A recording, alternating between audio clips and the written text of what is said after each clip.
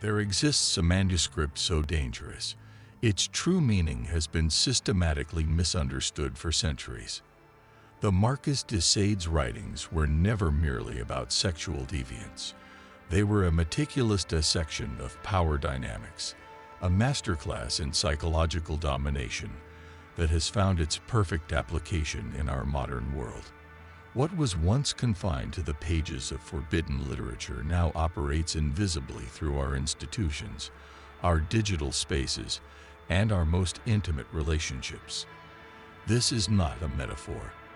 This is an operating system. You feel its effects daily, though you may not recognize their source. That creeping sense of being watched even in solitude. The strange pleasure-pain of social media validation. The way modern language seems designed to confuse rather than communicate. These are not accidental phenomena. They are the evolved descendants of Sade's most disturbing insights about human nature and control. Sade understood what few dare to acknowledge. That morality is often just the mask power wears when it wants to go unnoticed. His true legacy isn't the graphic content that shocked generations, but the underlying principles of psychological manipulation that have been refined into an invisible science of control. In the late 18th century, these techniques were confined to private chambers. Today, they are encoded in the algorithms that govern our lives. The first principle is what we might call the paradox of permission. Sade recognized that the most effective forms of control don't restrict behavior. They encourage it to the point of exhaustion. Modern applications of this principle are everywhere. The way platforms push content to ever more extreme iterations, the normalization of compulsive transparency, the cult of overwork disguised as passion. We are not being controlled through prohibition, but through the illusion of limitless freedom. The result is a population that polices itself while believing it has never been more liberated. Consider the modern workplace with its open offices and mandatory camaraderie. The forced intimacy, the erosion of boundaries between professional and personal, the way HR departments pathologize resistance to constant surveillance as anti-team behavior. These are direct descendants of Sade's experiments in breaking the human spirit through the perversion of social bonds. The corporation has become the modern equivalent of Sade's chateau, where employees are expected to perform enthusiasm while being systematically drained of authentic will. The second principle is the economy of cruelty. Sade demonstrated how small, carefully administered doses of psychological violence could create more effective compliance than overt brutality. Today, this manifests in the microaggressions of digital life.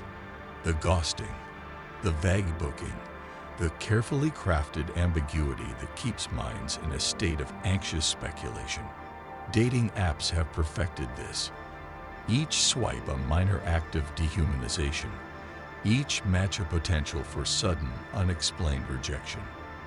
The goal is not to create happiness or even genuine connection, but to maintain a population in constant low-grade emotional distress, which studies show makes people more susceptible to manipulation.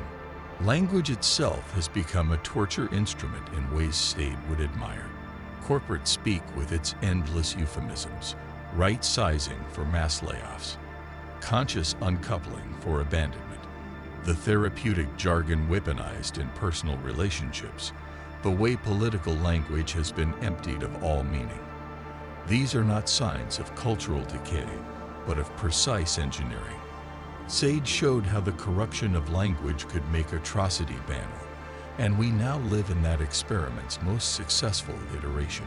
Perhaps most insidious is the principle of voyeuristic complicity. Sade's most disturbing insight was that victims could be turned into participants in their own domination. Today's social media platforms have scaled this to unprecedented levels. We voluntarily document our lives for unseen audiences, internalizing their imagined judgments until the watcher lives permanently in our heads. The modern individual is both prisoner and guard in a panopticon of their own construction, endlessly performing for an audience that exists primarily as a psychological projection. The entertainment industry has taken this further, transforming real human suffering into content, while viewers develop a taste for increasingly extreme forms of reality. The parallels to Sade's theatrical arrangements of suffering are too exact to be accidental. We have become a culture of spectators to our own collective undoing, clicking agree to terms we don't read as we sign over ever more of our humanity to systems designed by the spiritual descendants of Sade's philosophers. But there is a way out, and it doesn't involve retreat or puritanical rejection of modernity. The solution lies in understanding these mechanisms so completely that their power dissolves. It begins with recognizing that much of what we call personal failings are in fact engineered responses to systems designed to produce exactly those results. Your smartphone addiction isn't weakness. It's the logical outcome of thousands of experts working to make it inevitable. Your political rage isn't a spontaneous reaction. It's the product of algorithms optimized to trigger it. The path to liberation begins with this realization. We are not failing to navigate the system properly. The system is succeeding in navigating us. From this perspective, everything changes. The anxiety that feels personal becomes recognizable as a designed outcome. The compulsive behaviors we blame ourselves for reveal themselves as someone else's product. True resistance begins not with grand gestures, but with small, strategic acts of non-compliance. Turning off notifications becomes a revolutionary act. Reading terms of service transforms into an exercise in radical literacy. Questioning why certain emotions arise at precisely the moment certain content appears becomes detective work against our own manipulation. The Marquis de Sade's true legacy isn't the darkness he described, but the light his analysis can shed on our current predicament. By understanding the mechanics of psychological control at their most naked and unapologetic, we gain the tools to dismantle their modern, more sophisticated versions. The game hasn't changed, only the playing field. And once you see the wires, you can't unsee them.